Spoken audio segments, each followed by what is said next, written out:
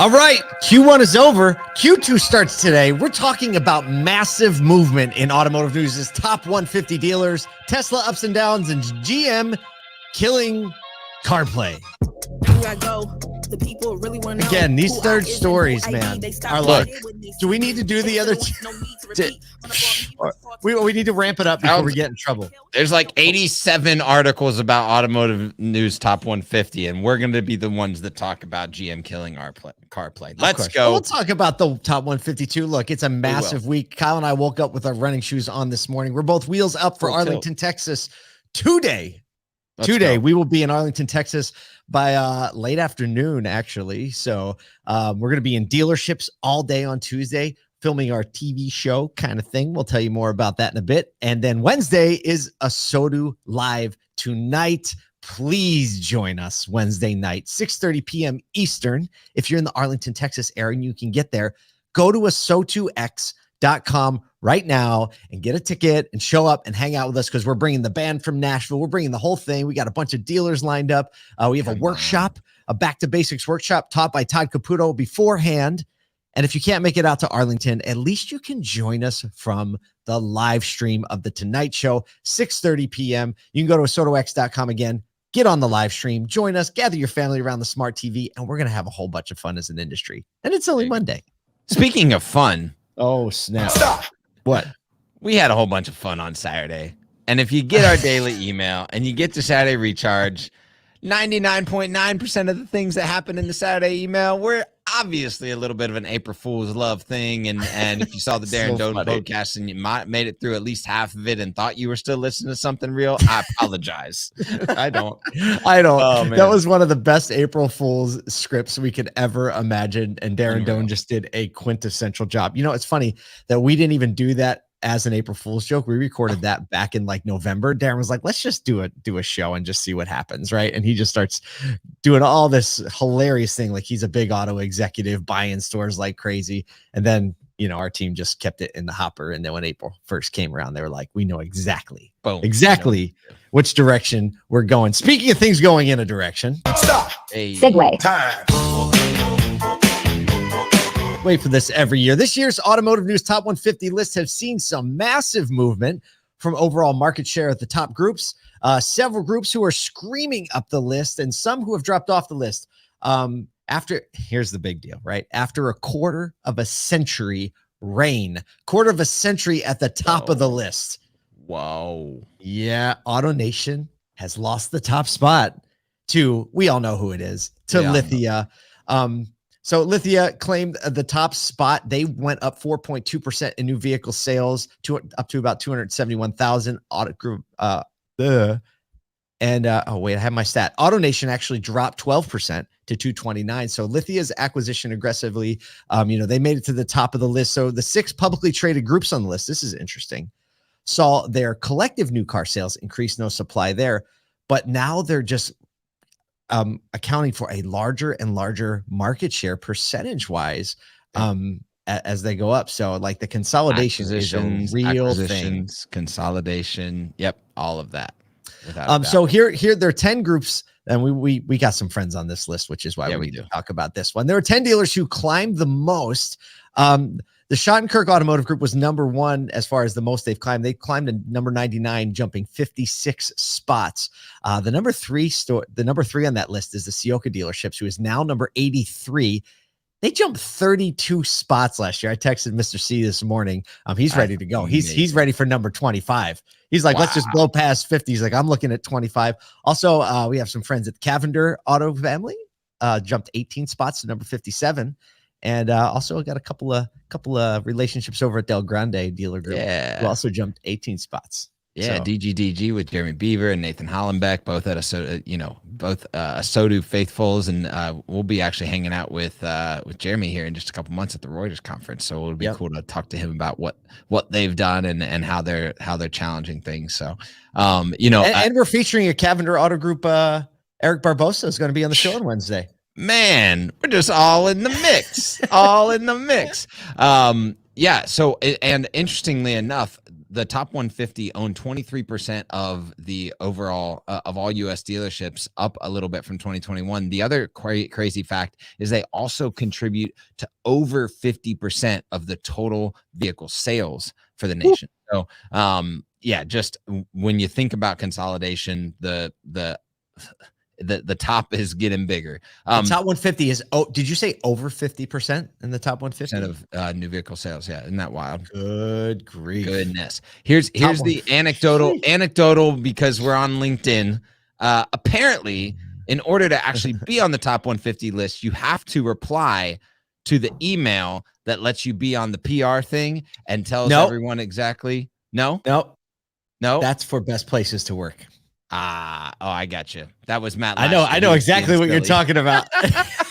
well, that's coming out next, right? The best places to work in automotive. And if you don't reply to that email, that's true. You ain't getting on the list. No, I was going to say, no, I knew exactly where you were going with that. But I was like, what is he going to say? I was like, So what Matt Lasher from West Hartford was like, hey, just so you know, we're still at the very top of that list. We just didn't reply to the email. That's quintessential Lasher. So quintessential. So yeah, so congratulations to all those who are moving up that list.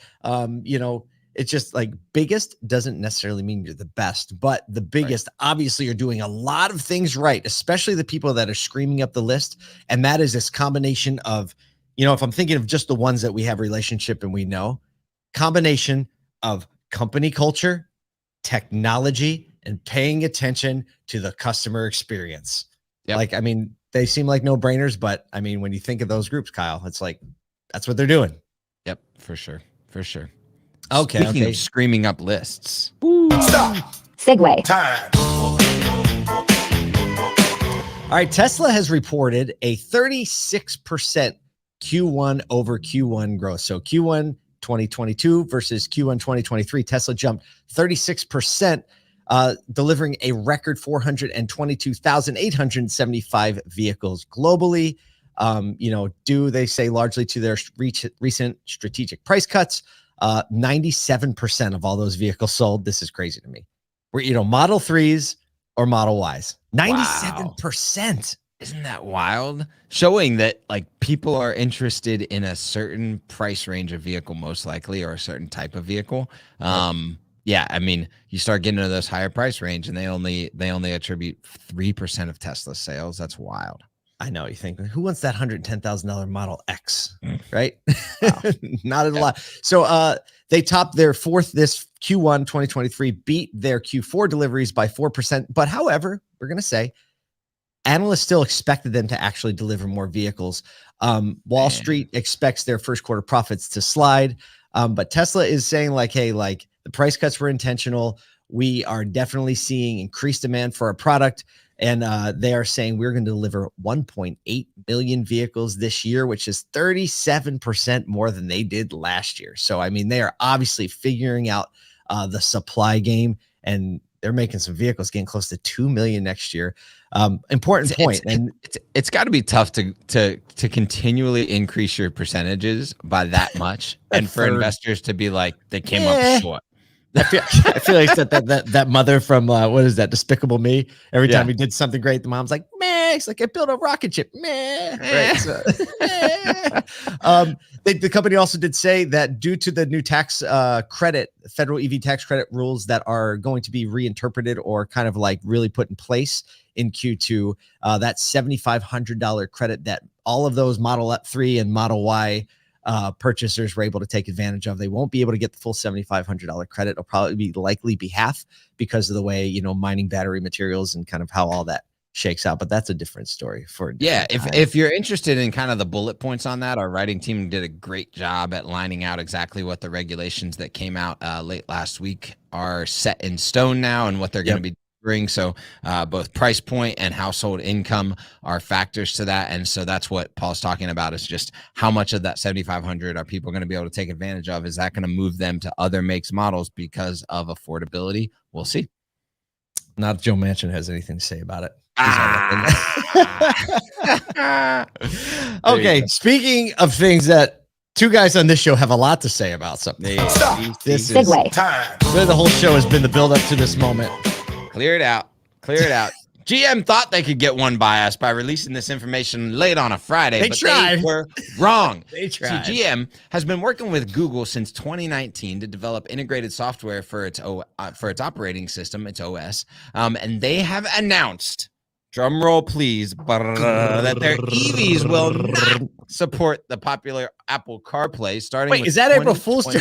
For Chevy Blazer. Look, if they had done this on Saturday, I'd have waved the April Fool's thing, but they did it one day too early. Unbelievable. Basically, what's going to happen is they're going to be faced with the choice to use the vehicle system only, sync their Android phones, or go back to Bluetooth, only used to get calls and music through their vehicle speakers.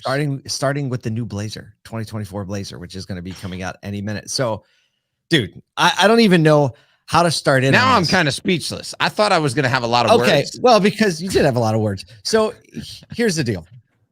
Apple has 46+% of the US phone market. And when those users get in this car and are considering this EV purchase, it's going to spread like wildfire that you can't use Apple CarPlay and you have to use a Google thing.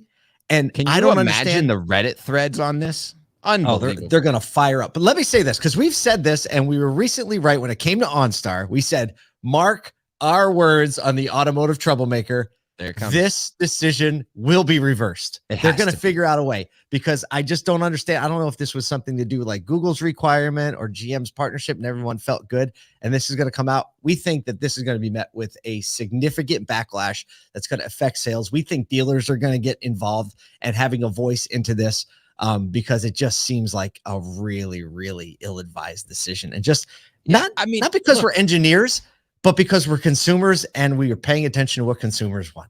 I'll tell you what, I can tell you this from a website that I help manage, is that the searches in the search bar for Apple CarPlay as compared to Google, like whatever they call it. Oh, right. Google, like people want to see if that Auto, features somewhere. Auto.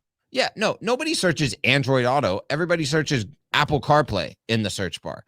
So you want to know what people like, and not just that, but people with Apple expect connectivity. They expect it. I'm sure, Kyle, this is a brutal mistake, and I'm sure the car is so good. It's and the Google Android is so good that people are going to be like, you know what? I don't need it. I'll just go back to regular old Bluetooth syncing up, wind noise going everywhere. Oh man. Well, there you go. Yeah. We decided to give it to you straight on a Monday morning. Right? Yeah, love it or hate it. Give it to you straight. Please go to asotox.com. Make sure you click on the link so you can join us on the live stream or in person in Arlington, Texas.